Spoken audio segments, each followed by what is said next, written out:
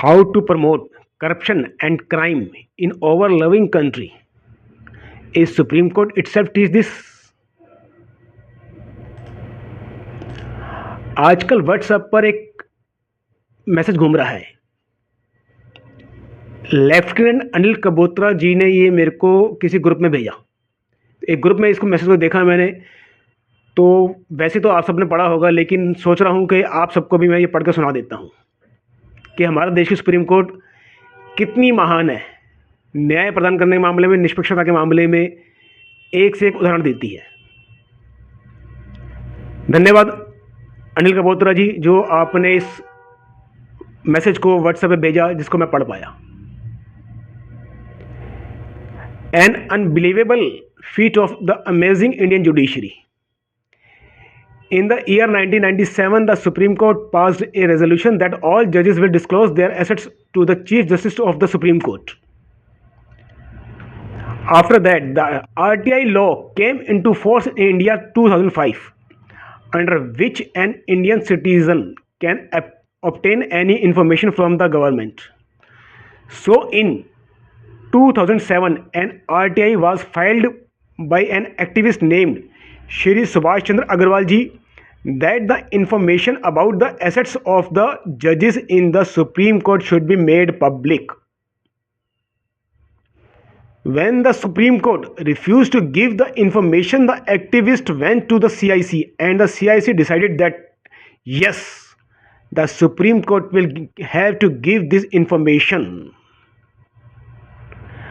After that, the Supreme Court filed an application in the Delhi High Court.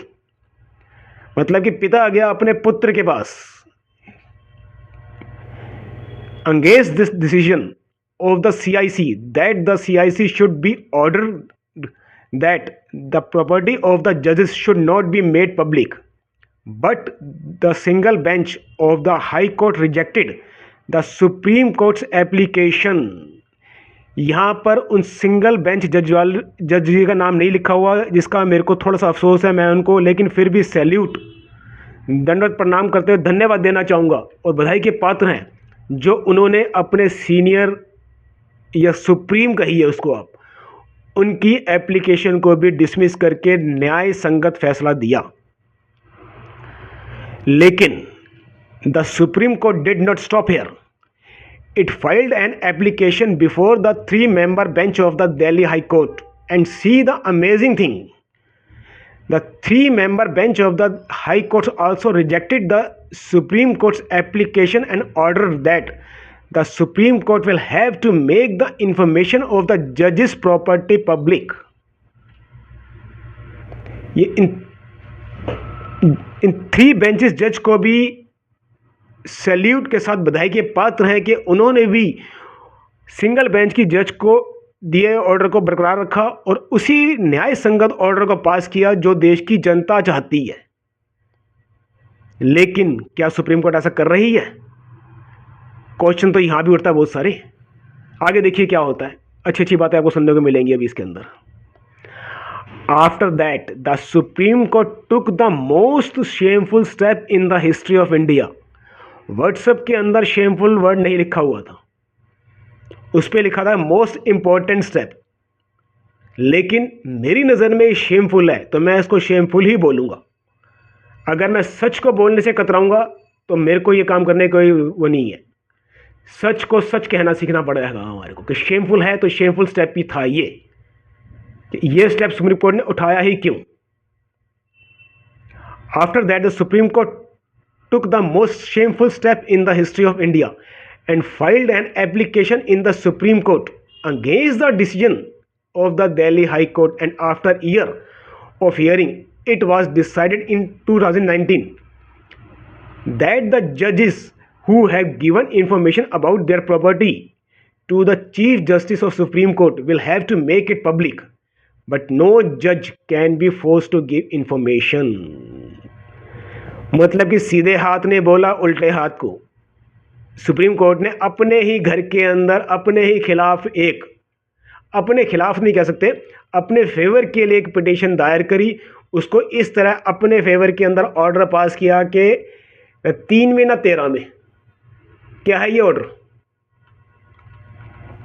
Meaning if a जज has shown has honesty and has given the detail of his property to the chief justice of supreme court, then only that should be made public. If a dishonest person, WhatsApp में लिखा है dishonest person, लेकिन मैं इसको dishonest नहीं कहूँगा, क्योंकि ये पूरी की पूरी जो व्हाट्सएप चैट है ये पूरी की पूरी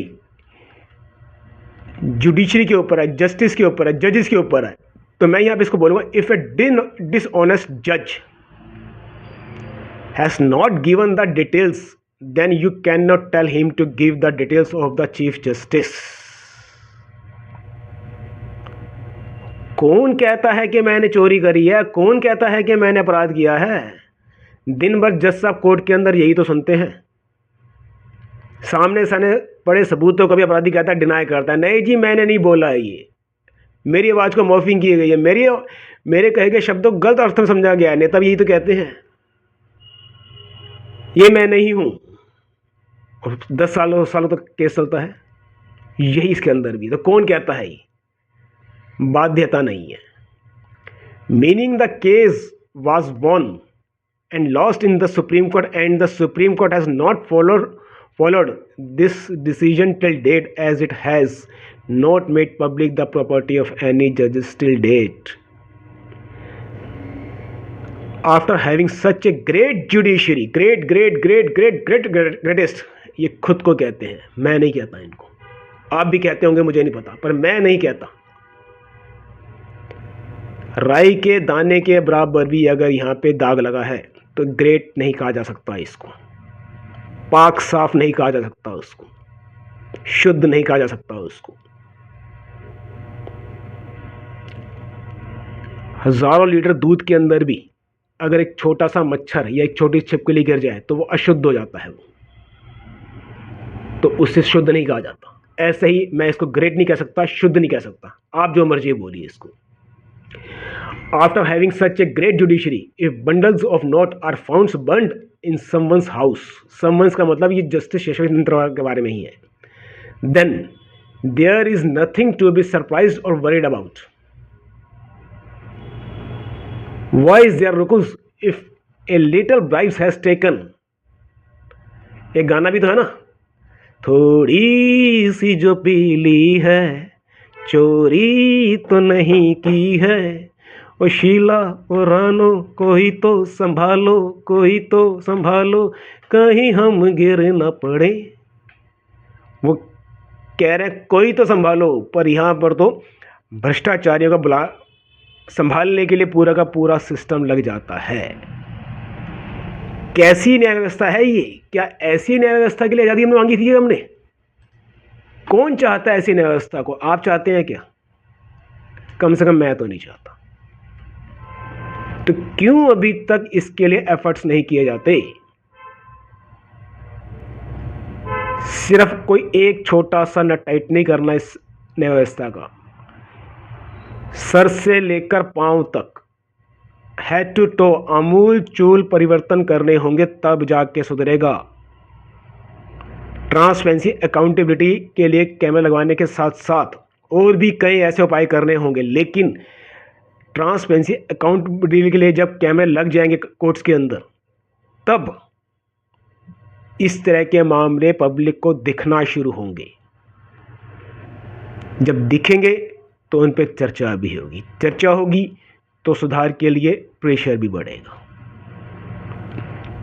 इसीलिए मैं कहता हूँ बार बार कि कोशिश कीजिए कि ऑडियो वीडियो रिकॉर्डिंग के मांग के लिए अपने घरों से बाहर निकलिए, अपने अपने मुकदमों के अंदर इसकी डिमांड कीजिए। आपके सामने बैठे जज तक कम से कम ये आवाज़ तो पहुँचे कि अब देश की जनता चुप नहीं बैठेगी, उसको जवाब चाहिए, न्याय चाहिए।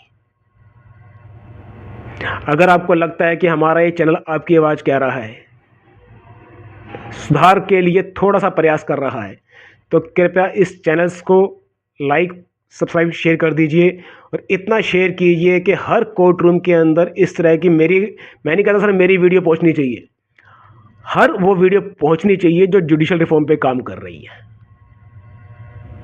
छोटी से छोटी आवाज़, बड़ी से बड़ी आवाज़ वहाँ पहुँचनी चाहिए, वही आवाज़ उनके स्पीकर्स में गूंजनी चाहिए। उनके ब्रेकफास्ट में, लंच में, डिनर में सिर्फ यही टॉपिक होना चाहिए कि अब जनता न्याय मांग रही है, तारीख नहीं मांग रही, जवाबदेही मांग रही है, पारदर्शिता मांग रही है और सहन करने के मूड में नहीं है अब। धन्यवाद आपका।